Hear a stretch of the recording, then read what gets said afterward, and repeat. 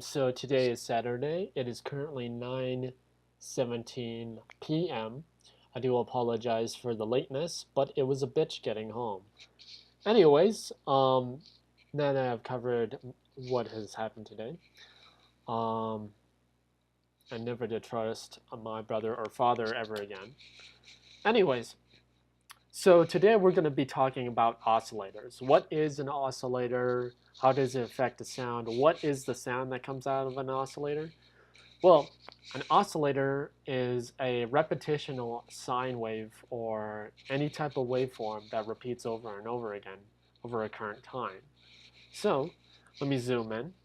As you can see, this is a sine wave, and I've loaded up operator. In this sine wave, we have it repeating 2 times. So over the course of 2 bars, the sound is going to repeat. So after 2 bars, it's going to start up again, and it's going to go down, and then up, and then after 2 bars, it's going to repeat the process. We can also change this to 1/4, so every time it hits 1/4, it will just keep repeating and repeating and repeating. If we have retrigger on, it will keep starting up from the same point. An oscillator also produces a lot of noise. Depending on the noise we choose, we start to get a tone. Now I'm going to open up the oscillator, turn it to 16ths, and show you that 1 bar on the lowest bar is a lowest harmonic. The second one is the second highest harmonic, third, fourth, and fifth. However, when we just have a sine wave, it produces a low tone. So I'm going to play C3. And as we can see, we're hitting about 262 hertz. If we want to go lower for a sine wave is used for a lot of sub basses and trap and hip hop. All the low, super low bass is actually just a very low sine wave. So I'm going to play C2. And as you can see, it jumped. It jumped 100 hertz. So now we're now at 70 hertz. We can go lower than this. Okay, so we're not 23.3 hertz. Let's see how low we can go. I can kind of feel that, but not really. That is 18.4 hertz. I want to see how low we can actually go. See, as you can see, it's starting to wobble around a little bit, move. That's because we're hitting the lowest point. So that's about 12.7 hertz.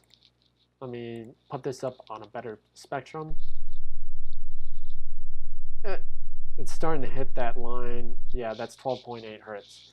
So what a sine wave can produce on very low frequencies is a subbass, and even things you can't hear, like you can feel it, but you can't hear it. So the 4 basic waves for an oscillator are a sine wave, which produces a pure tone, a saw wave, which produces a richer tone but doesn't decay,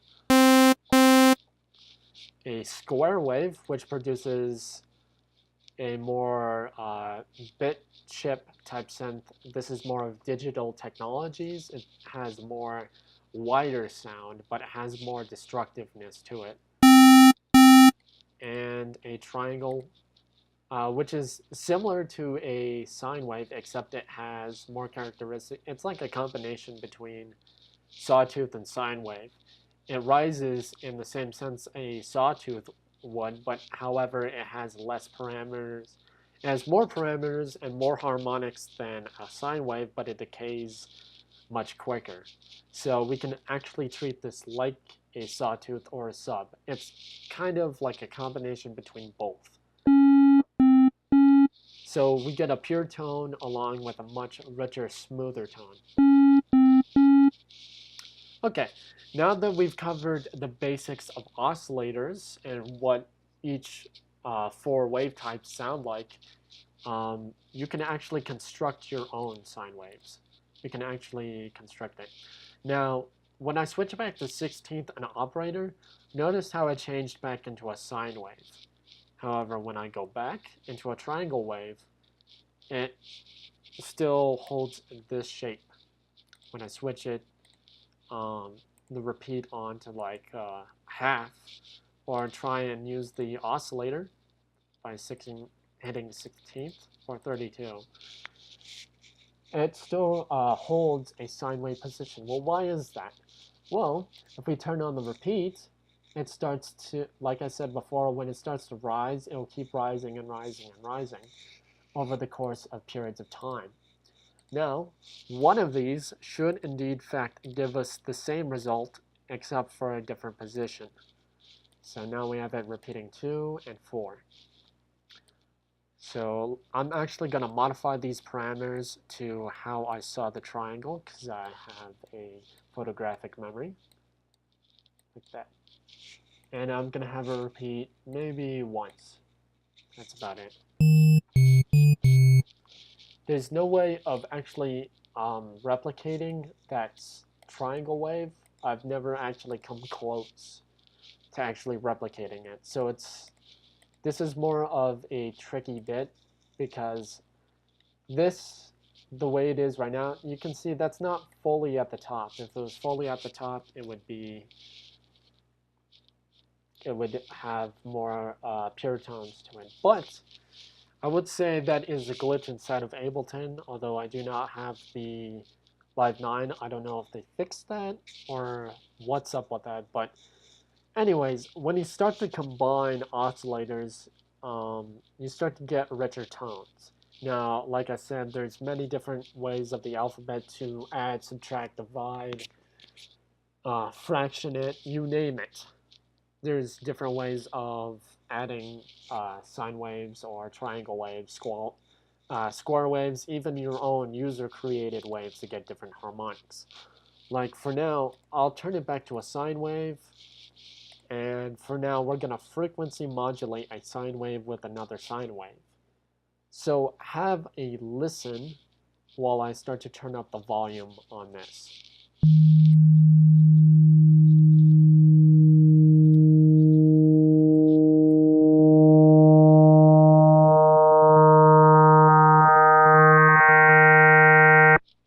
Okay, so I'm actually going to go into Photoshop and show you what's actually happening with frequency modulation. I'm only going to go over some of the basics in this video, and that's about it. As far as anything else, I think tomorrow I'm going to start showing you the differences with intermediateness, showing you how you can fine-tune your sound with the fine and the coarse. So actually, let me just load up something, just anything.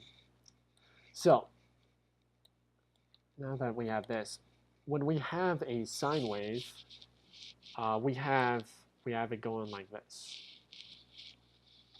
This is a really bad example of a sine wave, but even I took a drawing class and that did not help. So we have a very crappy sine wave here. And so as I turn up the level, what's happening is that the sine wave is modulating its own signal. Depending on how much amount, it will start to get faster and faster and faster and faster until we start to hear more of the tone. This is what's happening. When you have a sine wave, whoops, I didn't want to draw that grid line or that. We have a sine wave. Well, what happens if we have to have a triangle wave? Well, the saw wave is going to start to modulate it in its own way. It starts to get faster and faster and faster until we can start to hear it. These are examples of frequency modulation. And from what I demonstrated, that's all that's happening in what we're hearing or what we're controlling. So this is actually a very basic understanding of what a sine wave is. A sine wave is a tone. Oscillators are different types of tones depending on how much harmonics are in each tone. You can start to create shapes and your own user presets. For example, I created this analog sawtooth from a very old piece of equipment that I don't feel like using anymore. And as we turn up the different parameters, you're starting to hear the different harmonics. So, thanks for joining me on the very basic introduction of oscillators. It's a very boring video. There's not much going on, just basic information that you need to know about the different types of sound. So, as I start to turn up the levels, I will start to play you guys out. Thanks for joining me on this very late video, and I hope you guys have a wonderful weekend. Cheers!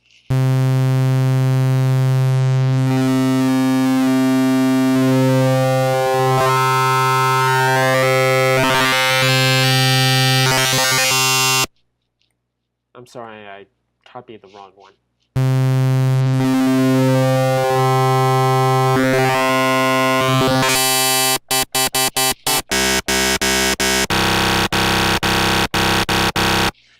Oh, and one more thing. Tomorrow I'm gonna start to show you examples of what to do and what not to do when combining oscillators. You don't want to get a phase cancellation, and you don't want to get interrupting harmonics. So that's it. And I'll be showing you how to create this synth tomorrow too.